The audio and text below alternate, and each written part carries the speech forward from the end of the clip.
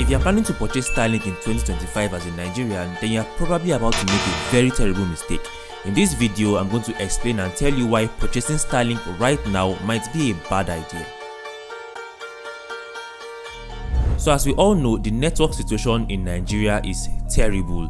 Our internet service providers like MTN, Airtel, Glo and 9Mobile, their services right now are just nothing to write home about. Now, apart from the fact that right now the internet connection is bad, if you have to make a phone call or even browse the internet, you are almost sure that you would encounter what kind of problem or the other.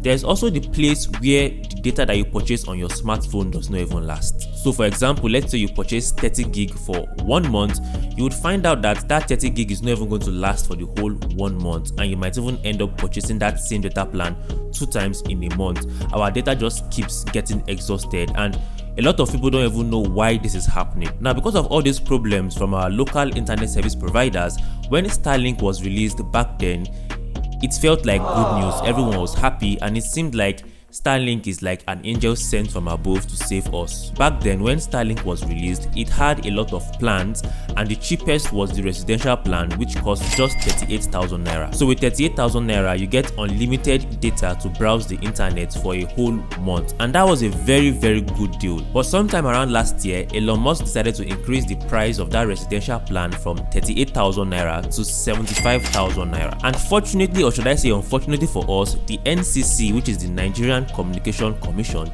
decided to clamp back on Starlink, and they actually forced them to reduce that price from 75,000 naira back to 38,000 naira. They did this because they claimed that Elon Musk did not actually get permission from them to increase the price from 38,000 naira to 75,000 naira. And that's when disaster struck. Because of all this, Elon Musk decided to restrict Nigerians from being able to subscribe to the residential plan. Now, what that means is that if you purchase a new Starlink right now and you try to activate it, you cannot register for the residential plan anymore. You will be forced to register for the business plan, and that business plan costs 160,000 naira per month. Yeah, you heard me right. Now, don't get me wrong, if you are someone that has purchased Starlink before, you have your Starlink and you activated it maybe last year with the residential plan, you can still go ahead to pay your 38,000 naira per month. But for someone who is purchasing a brand new Starlink right now, trying to activate it, you cannot get the residential plan anywhere in Nigeria. You have to pay for the business plan. And because of all this, that begs a question: is Starlink still worth purchasing in 2025? Let's talk about it. So we're going to do a comparison between Starlink and one of our most popular internet service providers, which is MTN, just to see if Starlink is still worth it right now. Now, the first thing we're going to talk about is the price for the monthly subscription. As we know, for Starlink, you get to pay 160,000 naira for unlimited data per month, and with MTN, you get to pay 75,000 naira for 450 gig.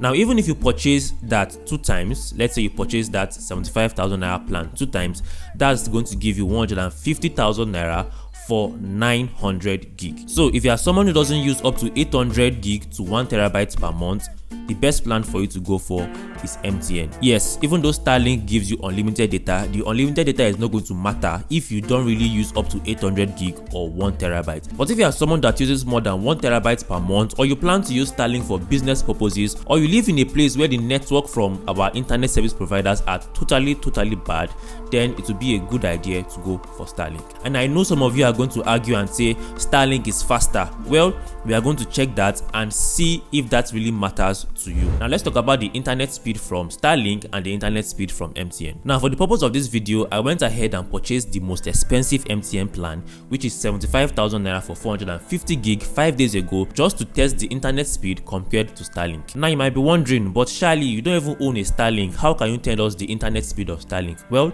let me bust your bubble. I actually purchased Starlink myself, but I returned it in less than 5 minutes after purchasing, when I realized that I could not actually pay for the residential plan and I was forced to pay for the business plans. But luckily for us, there's a way you can check out the internet speed of Starlink through their website. So that's what we are going to do right now. All you have to do is visit starlink.com/ng/map, and you are going to see this map. Now, if you look up right here, you will see this toggle where it says availability. Just click on that and then click on download speed. Now, the map is going to show you the download speeds that you can expect from Starlink in any location you are in Nigeria. So let's assume you're in Lagos. All you have to do is zoom in on the map and then tap on Lagos, and as you can see, we can see that the download speed we can expect from Starlink is 61 megabits per second to 164 megabits per second. Now let's try somewhere else. Let's say you live in Abuja. All you have to do is, of course, locate Abuja and then tap on it, and you can see that the download speed is 61 megabits per second to 164 megabits per second. Now secondly, we're also going to check for the upload speeds. All you have to do is go back to that toggle, click on it, and then click on upload speed. Then navigate to your location. Let's go to Lagos and then tap on Lagos, and as you can see, the upload speed that you can expect from Starlink is 10 megabits per second to 19 megabits per second. Let's go back to Abuja and check the upload speed. If you click on Abuja, you can see that it's practically the same thing, 10 megabits per second to 19 megabits per second. So we have a general idea of how fast Starlink is going to be. So if you purchase Starlink in Nigeria, you would know that the download speed you should expect right now is 61 megabits per second to 164 megabits, while the upload speed is about 10 megabits per second to 19 megabits per second. Now back then, when Starlink was newly released, it was very fast and a lot of people were getting high download speeds. Some people were even getting as much as 600 megabits per second. But of course, the more people actually purchase Starlink, the lower the download speed in that particular area. So if you go back to that map and try to navigate to, let's say, to Ghana, and then we click on download speed, let's just click on somewhere in Ghana, you can see that the download speed is much higher. We are getting 142 megabits per second to 291 megabits per second, which is much higher than what we have right here in Nigeria. Like I said earlier, I purchased the highest data plan on MTN, which is the 75,000 naira for 450 gig, and I purchased it on this MTN Highness Flex. This MTN Highness Flex is a 4G router, and that was intentional. If you're actually using a 5G router, you might get faster speeds, but 5G is not available everywhere in Nigeria, so that is the reason why I'm using this 4G router, because it is accessible by everyone. Now, in order to get the internet speed of this MTN router, we're actually going to do an internet speed test just to see how fast it is. So all we are going to do is head over to Google and then just type internet speed test, and then we're going to choose this internet speed test by Ookla, and then we're just going to click on go. All we have to do right now is wait and see the internet speed test. Okay, that's pretty impressive. As you can see, we are getting a download speed of 28 megabits per second, and we're getting an upload speed of 28 megabits per second. We're going to run this test one more time just to be 100% sure. So I'm just going to reload the page, and then we're going to click on go.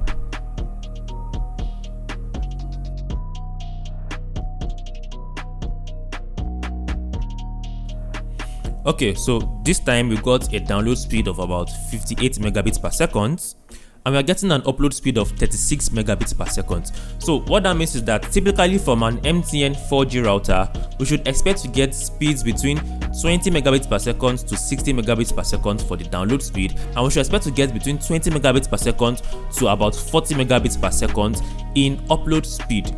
That's not bad when you compare it to Starlink. Starlink is getting about 61 to 164 megabits per second, and it is even going to get reduced if rain falls or if there is cloud over the sky. Now, if you use an MTN 5G router, you might even get faster speed than this. So when it comes to the speed, I don't really think there is much of a difference between Starlink and MTN. It all depends on your usage and if you use up to 1 terabyte data per month. Now, apart from the download speed, if you look at the upload speed from MTN is way better than that of Starlink. So if you are a creative or someone that uploads videos, then you know that MTN is your best bet. I believe this video has actually opened your eyes. Let me know what you think. Are you going to go for Starlink or are you going to go for MTN? And if you have been using MTN, let's say you use the MTN 4G or 5G router, let me know the typical download and upload speeds you get in the comment section. If you have any more questions to ask about Starlink or about MTN or about the data plans, feel free to drop them in the comment section and I will get to respond to you. I hope you found this video helpful. If you found this video helpful, please share it with your friends, like this video, and I would appreciate if you can subscribe so that more people can get to see these videos. See you in the next one.